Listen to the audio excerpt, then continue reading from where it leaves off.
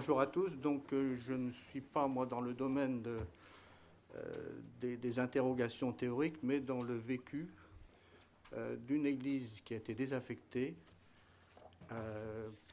dans des conditions que je n'ai pas connues, puisque moi, je suis concerné comme responsable de l'office de tourisme des Couchets, auquel a été confié de faire vivre cette église, ce qui n'est pas une mince affaire. Donc je vous rappelle quand même rapidement l'histoire de l'église de Vaulbardou. Alors Vaulbardou, c'est un joli site, comme dit Madame Desmoulins, mais c'est un site dont je ne dirais pas qu'il se trouve là où dit notre président de région que se situe le département de l'Orne, mais c'est quand même très isolé.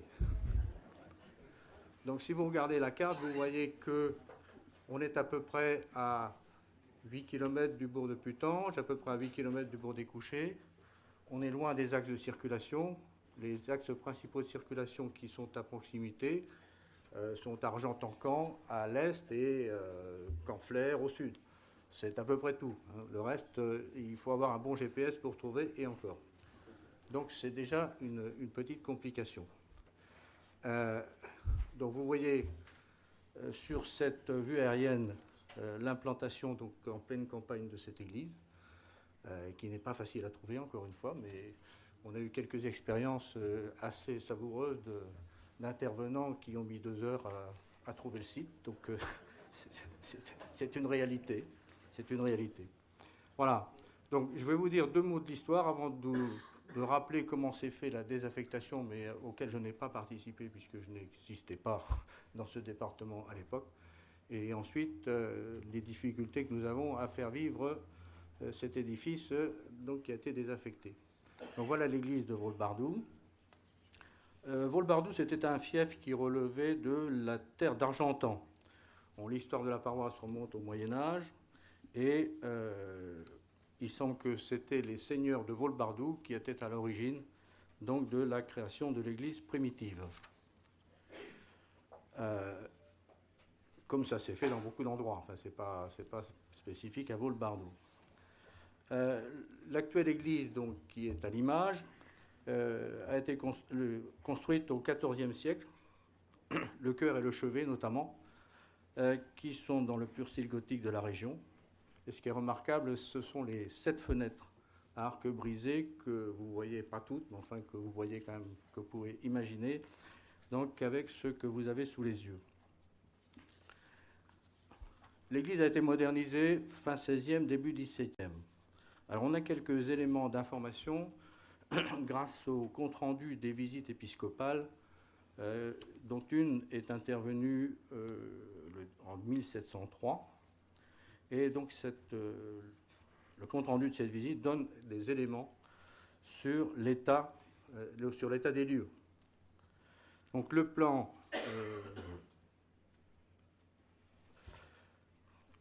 Alors, modernisé au XVIe et XVIIe, j'avais sauté cette image, mais simplement pour vous rappeler qu'on a une trace de date, puisque le cadran solaire est daté de 1610. Donc, pour revenir à l'inspection épiscopale, le plan rectangulaire est composé d'un chœur et d'une nef, avec un clocher sur le toit et une petite sacristie accolée. Alors, dans une visite ultérieure, l'évêque de C en 1761 était déjà préoccupé par l'état de ruine de la nef. Et ça n'était pas la première préoccupation, c'était la première préoccupation, mais il y en a eu d'autres après. La reconstruction, elle a été faite par le dernier curé, qui s'appelait Jean-François Hérambert, et grâce à lui, et grâce aussi à l'héritage de la marquise de Hautefeuille, l'église a pu renaître de ses cendres vers 1770. Seul le chœur est conservé et la nef est percée de 4 fenêtres à arcs surbaissés, dont vous voyez l'une d'entre elles. Le vaisseau de l'église est recouvert d'une voûte plate, en planche de chêne par économie. Donc on n'a pas fait une voûte cintrée, mais pour faire des économies, on a fait une voûte plate. Bien sûr, la Révolution, comme partout, met fin à l'entière reconstruction de l'église. À leur retour d'exil à Jersey, le curé et son vicaire reviennent dans le secteur. Le curé décède à Argentan, mais le vicaire est nommé curé de Montgarou, et la paroisse de Vaux devient une succursale de celle de Montgarou.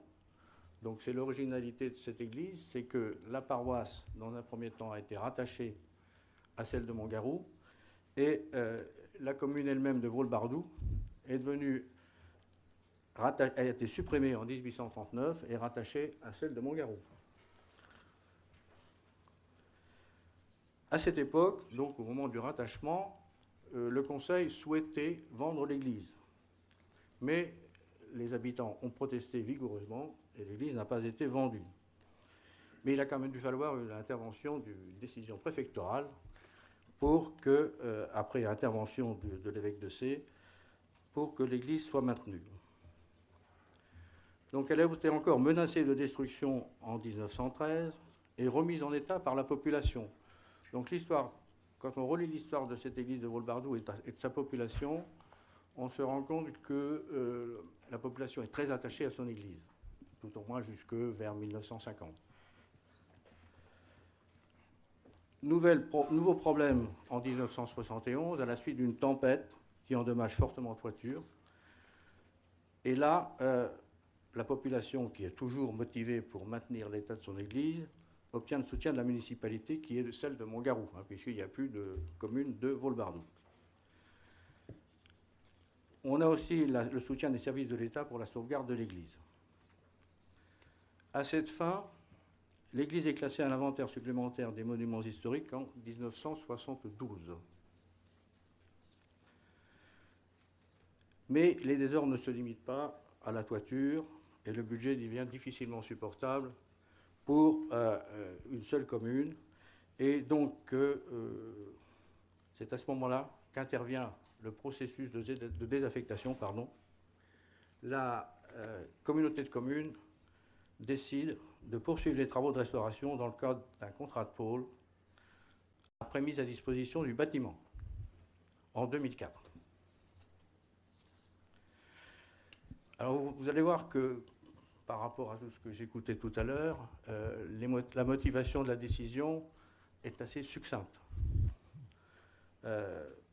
J'aurais trouvé dans la délibération une seule phrase où il est dit que cet élément fédérateur du contrat de pôle aura vocation le reflet du patrimoine de la communauté de communes avec des animations culturelles.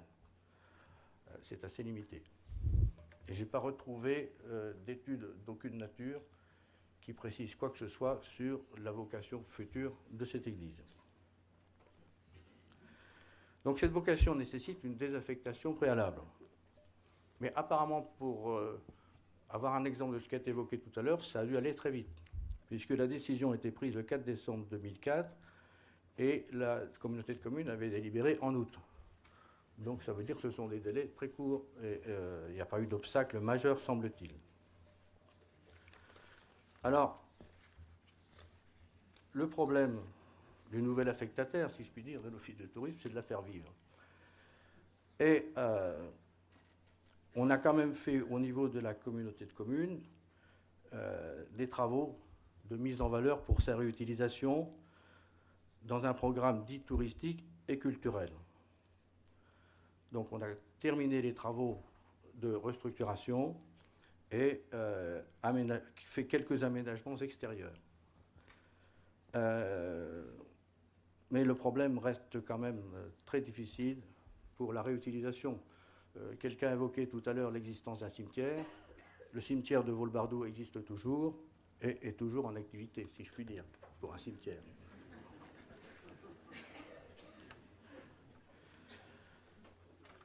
Donc, en fait, ce qui a été fait en matière d'aménagement par rapport à l'usage ancien de l'église, c'est une zone de stationnement pour les véhicules, autrement dit un parking, un chemin piéton permettant aux visiteurs de faire le tour de l'église, donc ça, ce n'était pas de très gros frais.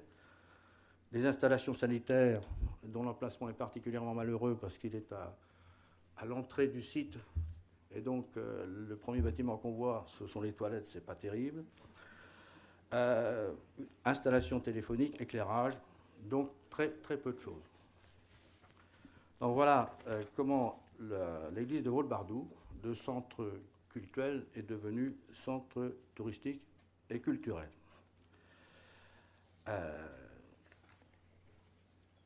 Alors, cette décision-là avait été prise par le conseil communautaire qui était en fonction à l'époque. Et le conseil communautaire a été renouvelé en 2008.